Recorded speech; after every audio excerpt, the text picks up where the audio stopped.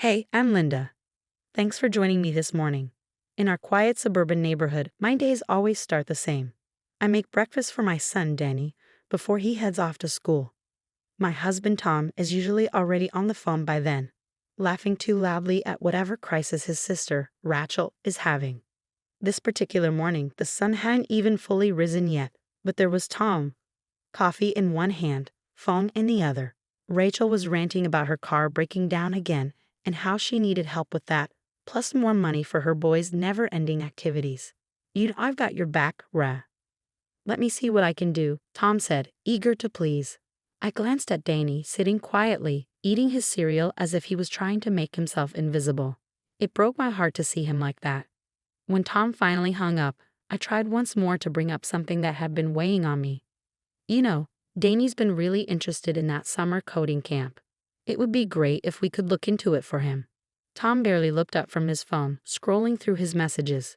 Yeah, but you know how tight things are right now, with my mom needing help and Rachel's kids needing new laptops for school. I pressed on. But what about Danny? His interests are just as important. Tom sighed, irritated. Linda, we've been over this. My family needs me. Before I could respond, the doorbell rang. It was Tom's mother, Eleanor, sweeping in with her usual air of superiority. She barely glanced at me before turning to Tom.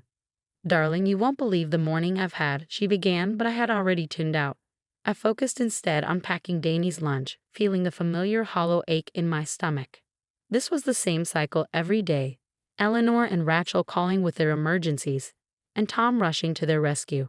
As I handed Danny his lunchbox and watched him leave for school, I couldn't help but wonder how much longer I could stand to watch my son be put second to his cousins. That night at dinner, the absence of Danny's future in our family discussions was glaring. Tom talked about how he'd helped Rachel with her car troubles and transferred money to cover his nephew's new laptops. You should have seen how happy they were, Linda. I wish Danny understood the value of family like that, he said, completely missing the irony.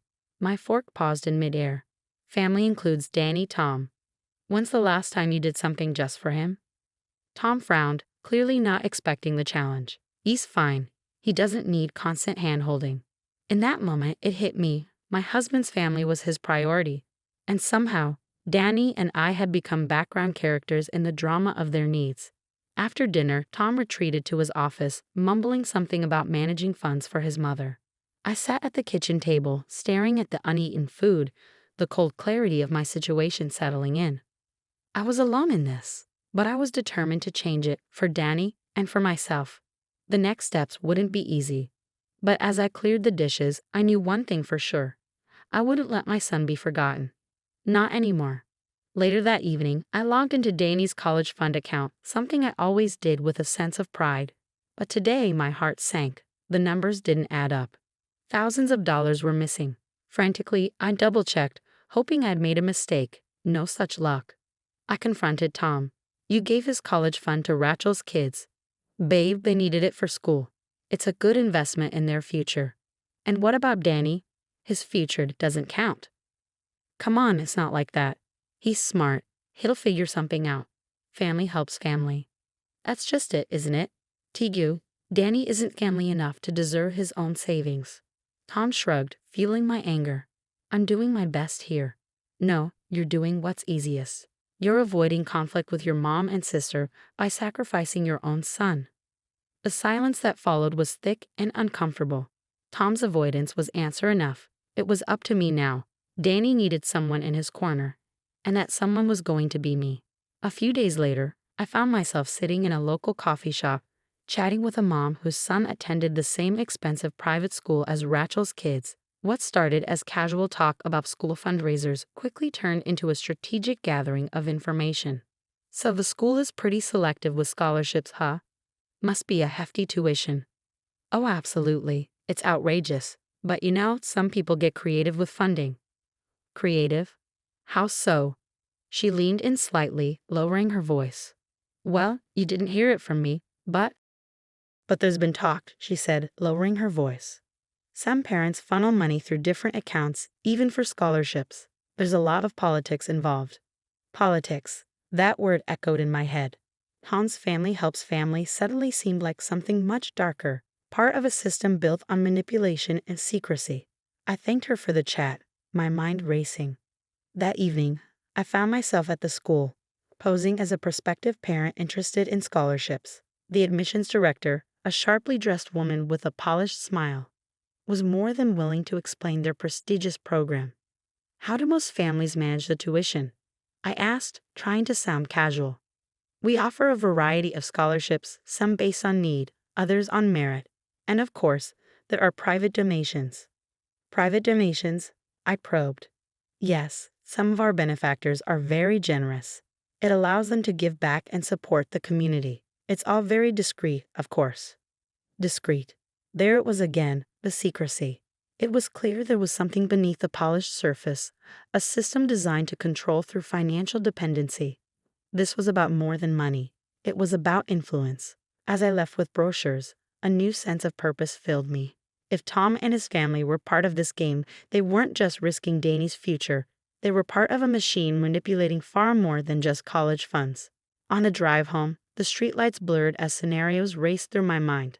How many others were out there, silenced by the weight of financial dependence? How deep did this go? When I arrived home, I found Tom on the couch, flipping through TV channels. He glanced at me, his gaze hollow. "Find out what you needed?" he asked, barely paying attention. "More than you know, Tom. More than you know." The pieces were starting to fall into place. Tomorrow I put my plan into action, for Danny, for everyone trapped in this web of family first. I wasn't just confronting Tom anymore. I was preparing to expose the rot at the core. The next morning, as the sun crept over the horizon, I was already on my way back to the school. I clutched a folder of carefully prepared questions, all under the guise of exploring scholarships for Danny. But my real mission was to meet with Paula, the financial advisor I'd been introduced to during my previous visit. "Good morning, Paula. Thanks for meeting with me again. I really appreciate it."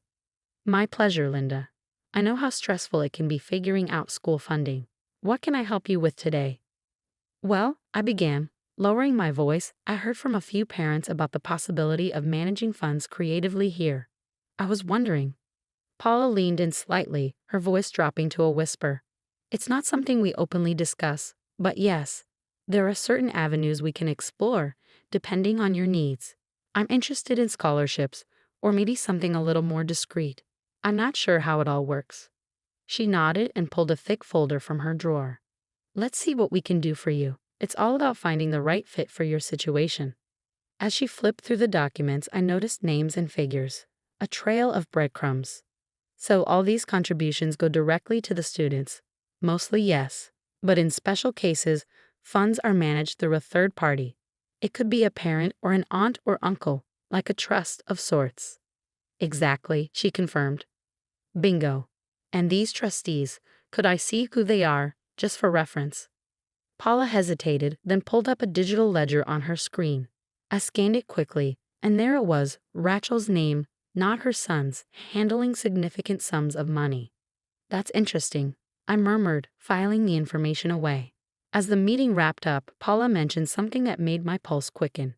"You know, with all the scrutiny these days, we have to be careful. There's talk of an audit coming up, a thorough review of all accounts." "An audit?" I repeated, my heart racing. That sounds serious. "It's all routine, of course, but yes, it makes everyone a bit nervous." "Understandable. Thanks for the heads up." I left with a smile on my face and my mind buzzing. The next step was clear. That afternoon, I paid a casual visit to Eleanor's house. Tom's mother loved to brag about her children's supposed generosity, and today was no different. "Tom has been such a help to Rachel and the boys," Eleanor gushed.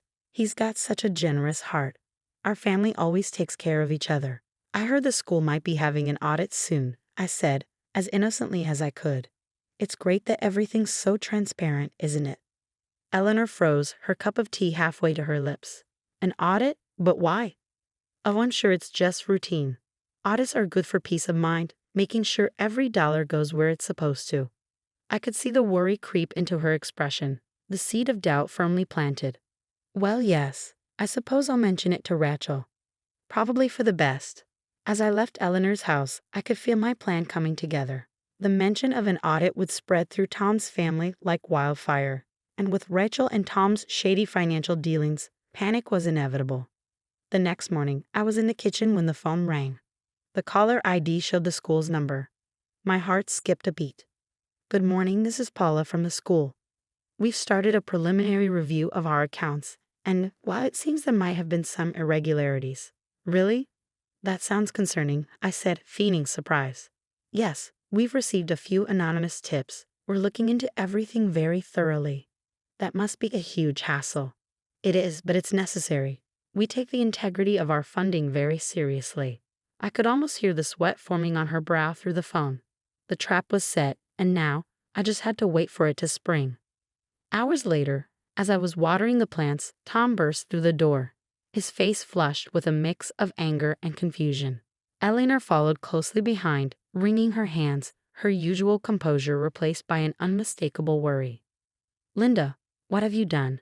Tom roared, slamming the door behind him. "Me? What are you talking about?" "They're auditing the school. They're asking about the money I sent for Rachel's boys," Eleanor interjected, her voice cracking under the strain. "Money you never should have sent," I replied, keeping my voice calm. "You've embarrassed us all. If this gets out, our reputation," Eleanor began, but I cut her off. "Your reputation was built on lies, Eleanor. You stole from your own son." "I was helping my family," Tom protested, his voice defensive but faltering. "At what cost, Tom? Who's your family, really?" He couldn't answer. His silence was a deafening admission of guilt. That evening, the fallout was palpable. Word spread quickly, as it always does in tight-knit communities. Neighbors whispered, their eyes darting toward our house, filled with a mixture of pity and judgment. The phone rang again. It was Rachel this time, her voice frantic. "Tom, what have you done?" "They're asking about the scholarships, the money." "It was for you and the kids, Rachel," Tom stammered, desperation creeping in. "I did it all for you." "You've put us all at risk," she snapped. The blame game began, phone calls flying back and forth, accusations ping-ponging between family members as the whole unit began to crumble under the weight of deceit. In the eye of the storm, I sat quietly. The fury I once felt was replaced by a cold, steady resolve. This was necessary. This was justice. By the time the next community meeting rolled around, the whispers had turned into full-fledged shunning.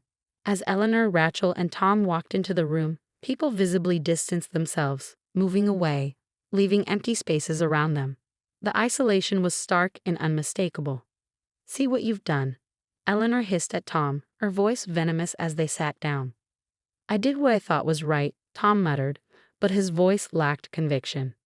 "You thought wrong," I said, standing up. The room fell silent. "We trusted you, Tom, but you and your family played us for fools, using your own son's future as collateral. But no more. This community does not tolerate deceit." As I sat back down, I could feel the weight of many eyes upon me. There was a shift in the room, a nod here, a whispered agreement there. The tide was turning. When I returned home, the sky was streaked with the fiery hues of sunset. The hardest part was over. Our once quiet town, uneventful and serene, now buzzed with the aftershocks of a scandal that had exposed the cracks in what was once thought to be a model family. Tom's actions had not only put his job at risk, but also dismantled the pedestal his family had built for themselves. The next day, as I walked into the cafe, I could feel the weight of many glances, this time not of pity but of respect. I sat down with the school principal and a few local benefactors. Their tone had shifted completely. "We've been discussing Danny's situation," the principal began, "and we all agree that a bright young man like him shouldn't suffer for his father's mistakes." "Absolutely," one of the benefactors added. "We're looking into a scholarship to cover his tuition for the coding camp he's interested in." It was a testament to the resilience and compassion of our community. "Thank you," I said, warmth flooding through me. "This means more than I can express." As I left the cafe, I felt lighter than I had in months. Neighbors waved, some stopping to offer their support and help. It was a stark contrast to the isolation now surrounding Tom, Eleanor, and Rachel. At home, I found Danny working on his homework. When I told him the news, his face lit up with the brightest smile I'd seen in a long time. "Really, Mom? That's awesome. I won't let you down." "I know you won't, honey. This is your time to shine." Later that day, I found Tom sitting alone in the park, a shadow of the man who once held his head so high. He didn't notice me at first, But when I approached, he looked up, surprise flashing briefly across his face before it was replaced by resignation. "I just wanted to tell you," I said, "Danny got the scholarship. He's going to that summer camp after all." "That's good. He deserves it," Tom muttered, his voice barely above a whisper. "Tom, it didn't have to be this way." "I know," he sighed. "I just thought I was doing the right thing. I didn't see." "That's just it," I said softly. "You didn't see because you didn't want to. You chose not to see us, your own family." He nodded, the weight of his choices finally settling in. "I guess I have a lot to think about." "Yes, you do." I turned and left him to his thoughts. The road ahead for him would be long and filled with challenges of his own making. But for Danny and me, the future was looking brighter. We had weathered the storm, and with the support of those around us, we were ready to rebuild, stronger and wiser. As I walked back home, the sun set, casting long shadows on the path ahead. The cool evening air carried the promise of new beginnings and the sweet scent of justice, not served by courts, but by the unshakable moral compass of a community that stood up for what was right. For Danny and me, this wasn't just an ending, it was a new beginning, a testament to the strength of a mother's love and the resilience of those who choose to do what's right.